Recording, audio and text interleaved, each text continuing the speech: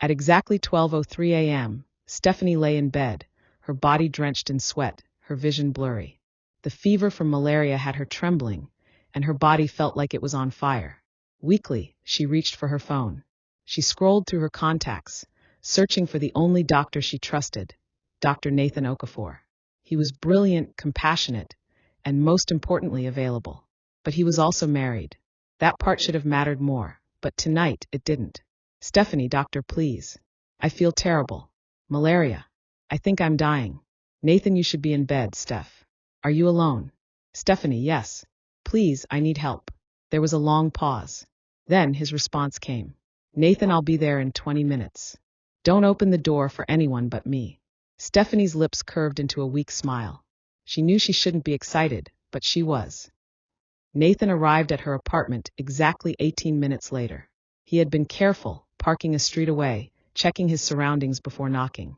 When she opened the door, she was in nothing but a loose satin robe. Jesus, Steph. You're burning up, he murmured, placing his palm on her forehead. She tried to respond, but the fever stole her voice. He carried her to the bed and quickly administered a shot. You should have called me earlier, he scolded, his voice laced with worry. Didn't want to disturb you, she whispered. Their eyes met. Something flickered in the air, thick, heavy. He was too close. She was too vulnerable. Nathan. Her voice was barely audible. He shouldn't have stayed.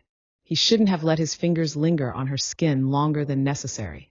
He shouldn't have brushed a damp curl from her forehead. But he did. And when Stephanie's fevered lips found his in the dimly lit room, Nathan forgot about his wife, his marriage, and his vows.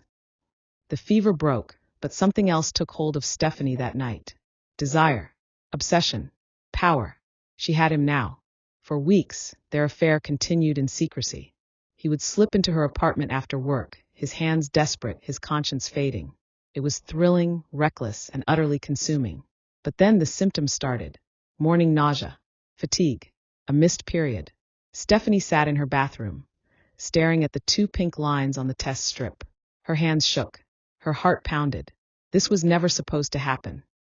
Nathan was in his office when she walked in, her face unreadable. We need to talk. Not here, Steph, he said, glancing at the door. I'm pregnant. Silence. His world stopped. His heart pounded. His mind screamed. You're lying, he whispered. Stephanie crossed her arms, her eyes locked onto his. I took the test twice. I'm carrying your child. Nathan ran a hand down his face.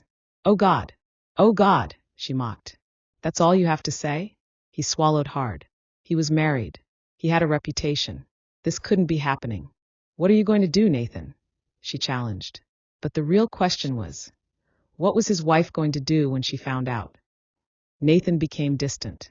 His wife, Tolu, noticed. Are you okay? She asked one night as they lay in bed. Just work stress, he lied. But Tolu was no fool. She had seen the way he stared at his phone, the nervous flicker in his eyes when she touched him. He was hiding something, and she was going to find out what. Stephanie had never planned to keep the baby. She just wanted power over Nathan.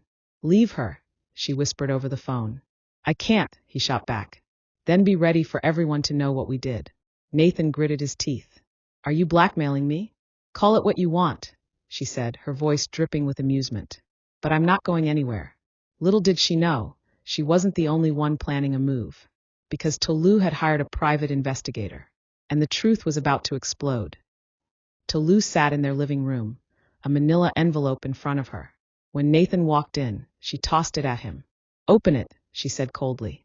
His fingers trembled as he flipped through the photos. Him and Stephanie. The hotel. The kisses. The betrayal. His throat dried. Tolu, don't, she snapped. I want a divorce. Nathan's world shattered. But the real storm was still coming. Because Stephanie had one last card to play. Stephanie waited for Nathan at his office, her belly slightly rounded now. Congratulations, she mocked. You're a free man. Stop playing games, Steph, he hissed. She smirked. You still don't get it, do you? You lost everything. And I have your baby. Nathan clenched his fists. What do you want? She leaned in. A home. A father for my child. And if you refuse, I'll make sure your career ends faster than your marriage did. Nathan exhaled, defeated. She had him. Completely.